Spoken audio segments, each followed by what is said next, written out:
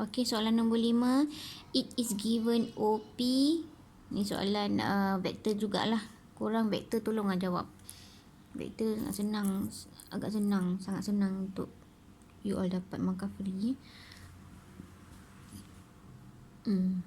OP sama dengan 3, 4. Ni dalam bentuk matrik. OQ 1, 3 dan ORH negatif 2.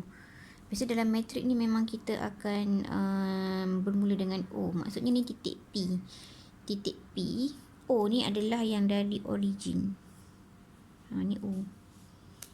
Dari origin 3, 4. 3, 4. Macam tu lah. Tapi awak tak perlulah nak lukis pun sebenarnya. Cuma fahamkan sahaja. Okey, lepas tu ORH negatif 2 dan sebagainya lah. Where H and K are constant. Janganlah risau dengan perkataan constant ni. Constant ni hanyalah macam pemala je. Pemala ni dia ada nombor lah. Awak cari nombor tu. Maksud dia tak payahlah nak risau sangat dengan perkataan-perkataan constant. Sebab ada pelajar tanya saya, cikgu saya stres lah bila ada soalan dia constant. Relax. Jangan risau. Dia cuma kena maklumkan sahaja. Kalau dia tak cakap pun dia sama. Kalau dia tak beritahu ini adalah constant, benda tu tetap sama. Pemahaman awak tetap sama. Okey, kemudian express H in term of K. Dia tak suruh cari nilai pun sebenarnya. Soalan express ni lagi bagus. Tak payah nak cari sampai nilai dia. In term of K, if point P, Q, R lie on a straight line. Okey, straight line ni adalah keyword.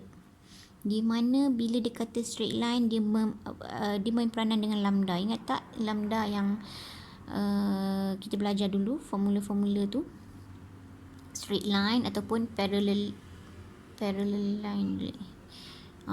Straight line dengan parallel line sama konsep, kita guna lambda. Arah apa sama dengan lambda dari arah tu sampai di garisan yang samalah. Contoh macam ni PQR kan.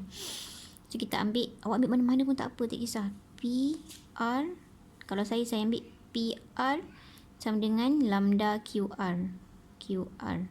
Maksudnya contoh macam kita ada ni, sini P, nampak ke? Nampak. Sini P, sini Q, sini R. Contohnya macam tu kan, anggaran lah. So P R, saya ambil PR, P R adalah berapa kali apa situ ni? QR. Berapa kali QR? Macam tu. Ataupun awak nak ambil PQ berapa kali QR pun boleh juga. Sama je, jawapan akan dapat lambda yang sama nanti bila kira-kira. So kita teruskan. First kita cari PR dulu. Daripada titik yang diberi ni, ini IJ ni, IJ ni. Kita cari, mana ni nampak? Kita cari dia punya vektor dia dulu. So PR macam tadi saya cakap, bermula dari P, berakhir dengan R. So bermula dari P, berakhir dengan R. So titik apa kat sini? Yang ada tinggal O je lah. So letak je O kat situ. Lepas tu PQ, PQ pula, PO kita ada OP, letak negatif pada kedua-dua belah, negatif K dan negatif 4, tambah dengan OR dah ada, salin sahaja, H negatif 2. Kemudian awak negatif K plus H, negatif K plus H, negatif 4 plus minus is minus 2, negatif 4 minus 2, so minus 6. So overall untuk PR kita dapat negatif K plus H, negatif 6 untuk matrix. Lepas tu kita cari pula QR. QR bermula dari Q, berakhir dengan R. Bermula dari Q, berakhir dengan R. Dan titik sambungannya adalah O. Ada O je tinggal. Yang sama ni semua, yang semua bersentuh O. Okay, so QO. Mana QO? Tadi. Okay, QO. Mana dapat nanti 1, 3 ni? Ni. Mata pun kira malam-malam. So OQ, kita ada OQ dan dia tanya kita nak QO. So kita terbalikkan Kita negatifkan dia sahaja. Negatif 1, negatif K. OR dah ada. OR H negatif 2. Sambung je. Ikut je. So, negatif 1 tambah H, negatif 1 tambah H, negatif 1 tolak 2. Jadi, negatif 5. Okay, dari situ, okay, sebenarnya macam mana saya dapat ni? Nampak tak ni? Okay, macam mana saya dapat ni? Okay, itu adalah daripada persamaan ini. PR sama dengan lambda QR. PR tu tadi ialah negatif K plus H negatif 6 equals to lambda QR. QR ni ialah negatif 1 tambah H negatif 5. Kecil sikit tulisan ni. Nampak? Harap-harap nampak lah kurang. Okay, daripada sini lah sebenarnya. So, kita ambil barisan bawah ni.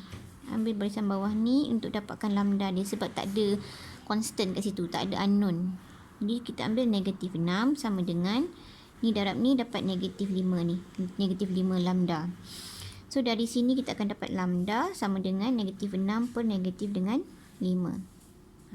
Apa negatif dengan 5? Negatif 6 per negatif 5. So, dapat 6 per 5 lah untuk lambda. So, dari situ kita ambil pula yang belah atas. Ni.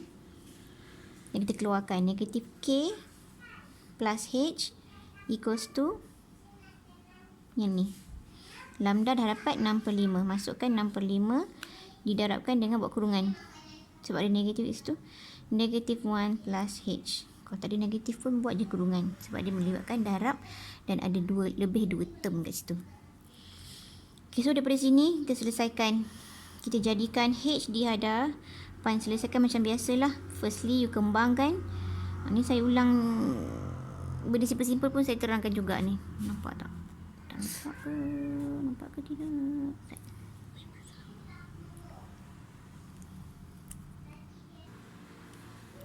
So, kita kembangkan juga.